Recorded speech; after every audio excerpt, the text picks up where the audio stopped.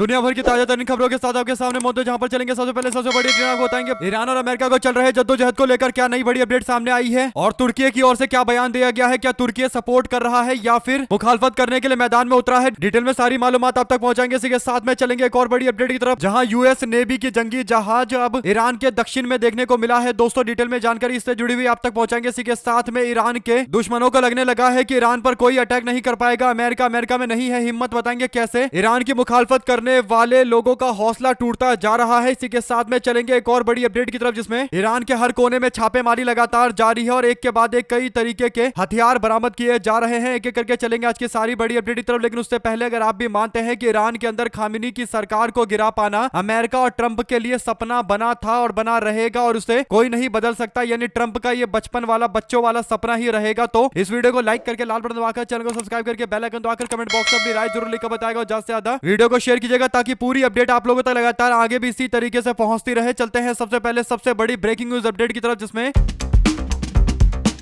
America और Iran के बीच में जारी कशमकश को लेकर अब नई अपडेट सामने आई है। तुर्की की ओर से बयान जारी किया गया है। तुर्की ने कहा है कि हम अपने पड़ोसी देश ईरान के अंदर किसी भी तरीके का हंगामा देखना नहीं चाहते। हम इस बात से इंकार नहीं करते कि ईरान के अंदर वहां के अवाम के बीच में कई तरीके के मसले हैं, लेकिन इसका मतलब यह नहीं कि बाहर से आकर कोई हमला कर दे और अंदरूनी सरगर्मियों में आकर खुद का हाथ सेक ले और ईरान को पूरी तरीके से बर्बाद कर दे। इस बात को बर्दाश्त नहीं किया जाएगा। इसके बाद आगे बोलते हैं कि हम मानते हैं कि किसी भी तरीके के बाहरी दखल से हालात और ज्यादा खराब होंगे और इजराइल जैसी ताकतें एक बार फिर से बेकाबू हो जाएगी और पूरे एरिया को डिस्टर्ब कर दिया जाएगा। कुल मिलाकर कहना यह है कि तुर्की की सरकार किसी भी तरीके के ईरान पर हमले का सपोर्ट नहीं करती है, यानी समर्थन में खड़े नहीं होती है और साफ तौर पर ईरान में किसी भी बाहरी दखल को बर्दाश्त नहीं किया जाएगा। कुल मिलाकर दोस्तों नाटो देशों में तुर्की भी आता है और तुर्की की ओर से यह बयान सामने आने से पता चलता है कि कहीं ना कहीं नाटो देशों के अंदर ईरान को लेकर अलग अलग तरीके के राय मशवरे हैं और इससे पता चलता है कि ईरान पर हमला करने से पहले अमेरिका को 10 बार सोचना पड़ेगा। अगर आप भी मानते हैं कि अमेरिका वालों को पता है कि पिछली बार हमला किया था तो ईरान ने कितनी बुरी तरीके से मुंह तोड़कर करारा जवाब दिया था, उसके बाद इजराइल पर जब जमकर बम बारिश किए गए तो उसके बाद अचानक से बैकफुट पर चला गया अमेरिका और बाद में सीज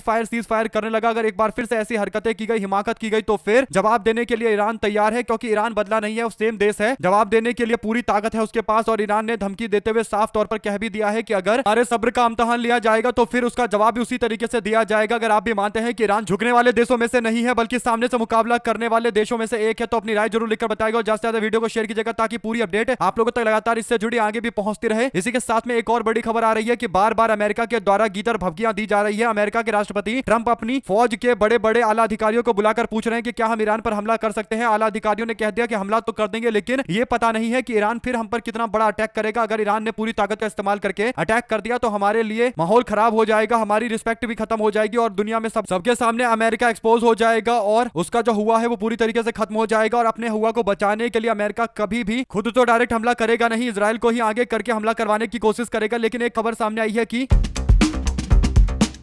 अमेरिका की जो नेवी है उसका P-8 पोसेडन जासूसी जहाज ईरान के दक्षिण में देखा गया है, यानी ईरान के दक्षिण एरिया में अमेरिका ने अपने जासूसी हवाई जहाज को भेजा है। आपको बता दें कि इसकी तस्वीर शेयर करते हुए लोगों ने दावा किया है सोशल मीडिया पर कि ये पहले बहरीन के अंदर मौजूद था, वहां से आगे बढ़कर नीचे ईरान के साउथ में पहुंचा है, यानी ईरान के दक्षिण में पहुंच चुका है। तो क्या ये जासूसी ईरान की सेना को लेकर किया जा रहा है, ये एक बड़ा सवाल है। कुल मिलाकर अमेरिका अभी हमला डायरेक्ट नहीं करेगा और इसीलिए वो ईरान को डराने के लिए सारे रास्ते अपना रहा है। वो कोशिश कर रहा है कि बार बार ईरान को यह पता चले कि अमेरिका के जंगी जहाज और जासूसी जहाज आसपास घूम रहे हैं, तो ईरान पर थोड़ा दबाव बनेगा और ईरान के अंदर और ज्यादा लोग विरोध करेंगे और फितना फैलाएंगे। एक तरीके से ईरान के अंदर खलल डालेंगे। खासकर जो अमेरिका और इजराइल के एजेंट बैठे हुए हैं उन लोगों को लगेगा कि अमेरिका उनके सपोर्ट में आ रहा है और जंगी जहाज और जासूसी जहाज लेकर आ रहा है, तो ये लोग और ज्यादा बवाल खड़ा करेंगे। अगर आप भी मानते हैं कि जो जंगी जहाज और जंगी बेड़े भेजने की कोशिश की जा रही है, इसका सीधा मतलब यह है कि अमेरिका चाहता है कि ईरान के ऊपर एक दबाव बनाया जाए, यानी मानसिक दबाव बनाया जाए, साइकोलॉजिकल गेम खेला जाए और ईरान पूरी तरीके से तैयार है। ईरान के विदेश मामलों के मंत्री की ओर से यह बात एकदम साफ कर दी गई थी कि ईरान बिल्कुल भी नहीं झुकेगा और ईरान बात करने के लिए भी तैयार है और किसी भी तरीके के जंगी माहौल में पूरी तरीके से जवाब देने के लिए भी तैयार है। ऐसे में दोस्तों अब जो ईरान के दुश्मन है उनको भी लग रहा है कि ट्रंप केवल बेवकूफ बना रहा है, वो अटैक नहीं करेगा ईरान के ऊपर। इसीलिए बार बार ईरान के दुश्मन भी ट्रंप को भड़काने लगे हैं। हुआ यह है कि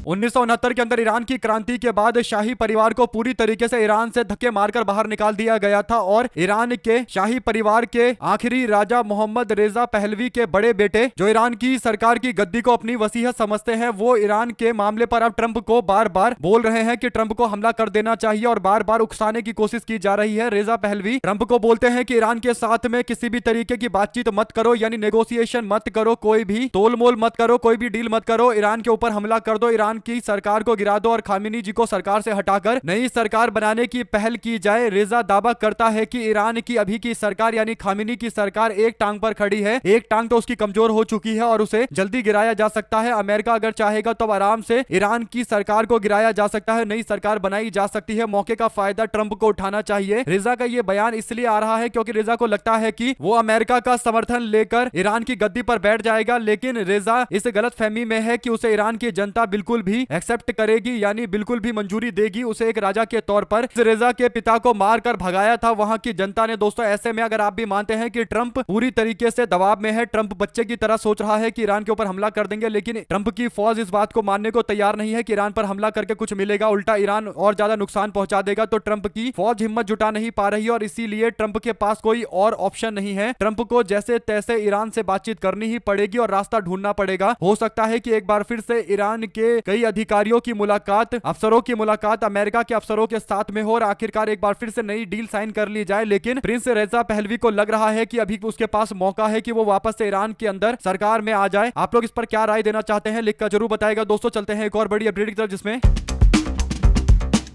अल जजीरा ने एक बड़ी रिपोर्ट दी है। दोस्तों वो बताते हैं कि अमेरिका के कई तरीके के हथियार और कई तरीके के बम धमाके करने वाले हथियार अलग अलग लोगों के घर में, अलग अलग ईरान के घर में पाए जा रहे हैं और जो शक था दोस्तों बिल्कुल वैसा ही हुआ है, यानी शक था कि ये सबके सब CIA और मोसाद यानी इजराइल की खुफिया एजेंसी और अमेरिका की खुफिया एजेंसी के इशारे पर काम कर रहे हैं। इन लोगों तक हथियार पहुंचाया है अमेरिका और मोसाद ने, यानी इजराइल की खुफिया एजेंसी ने, और ये बातें अब धीरे धीरे करके खुलकर सामने आने लगी है। अगर घर से अमेरिकी हथियार बरामद किए जा रहे हैं और बम धमाके करने वाले हथियार यानी बम बारूद बरामद किए जा रहे हैं, तो इसका सीधा मतलब यह है कि एक बहुत बड़ी साजिश चल रही है ईरान की सरकार के खिलाफ और धीरे धीरे करके इनको एक्सपोज करना शुरू कर दिया गया है। आप लोग इस पर क्या राय देना चाहते हैं लिखकर जरूर बताएगा। इसी के साथ में दोस्तों भारत में कई तरीके के ऐसे लोग हैं जो अभी ईरान को सपोर्ट करने की जगह अमेरिका को सपोर्ट कर रहे हैं। उन लोगों के लिए बुरी खबर यह है कि अगर ईरान और कमजोर होगा तो इंडिया और ईरान के रिलेशन और ज्यादा कमजोर हो जाएंगे, क्योंकि सबको पता है पूरी दुनिया में कि जब शाह की सरकार थी ईरान में, यानी राजा की सरकार थी, तो उस टाइम में इंडिया और ईरान के रिलेशन काफी खराब थे। लेकिन जब से खामेनी सरकार में आए हैं तब से ईरान और इंडिया के रिलेशन काफी अच्छे हुए हैं। दोस्तों ऐसे में अगर ईरान में खामेनी की सरकार बनी रहती है तो इसका फायदा इंडिया को भी मिलेगा। अब अमेरिका ने धमकी दी है और कहा है कि जो भी ईरान के साथ में डील कर रहा है उसके ऊपर 25% का और ज्यादा टैरिफ लगाया जाएगा और ये टैरिफ इंडिया के ऊपर भी लगाया जा सकता है, क्योंकि इंडिया ईरान से अभी भी डील करता है। दोस्तों और ईरान के टॉप 4 कारोबार करने वाले देश में इंडिया का भी नाम है, यानी अच्छा खासा ईरान का तेल भारत पहुंचता है और कई तरीके के एक्सपोर्ट इंपोर्ट इंडिया और ईरान के बीच में होते हैं। इससे ये बात साफ है कि ईरान और इंडिया के बीच में जो रिलेशन है काफी पुराने हैं और लगातार चलते आ रहे हैं। लेकिन अमेरिका के दखल के कारण छाबहार पोर्ट जो भारत ने अच्छा खासा पैसा खर्च करके बनाया था उसका भी इस्तेमाल भारत नहीं कर पा रहा है, जबकि ईरान ने अपनी जमीन दी थी बनाने के लिए और सेंट्रल एशिया के साथ साथ अलग अलग इलाकों में इंडिया को कारोबार करने की इजाजत दी थी। लेकिन इंडिया का वो प्रोजेक्ट भी पूरी तरीके से दोस्तों कहीं ना कहीं नुकसान में ही चला गया और कारण यह था कि अमेरिका के दबाव में इंडिया को पीछे हटना पड़ा छाबहार पोर्ट के पास। ऐसे में अगर आप भी मानते हैं कि ईरान और इंडिया के रिलेशन काफी अच्छे हैं और अमेरिका के दबाव में पीछे नहीं हटना चाहिए और सबको ईरान के अंदर एक स्टेबल गवर्नमेंट का सपोर्ट करना चाहिए, तो अपनी राय जरूर लिखकर बताएगा और ज्यादा से ज्यादा वीडियो को शेयर कीजिएगा। देख रहे थे आपका अपना चैनल और ज्यादा से ज्यादा वीडियो को शेयर कीजिएगा। दोस्तों अगर आप भी और भी इस तरीके की इंटरनेशनल खबरें चाहते हैं तो कमेंट बॉक्स में यस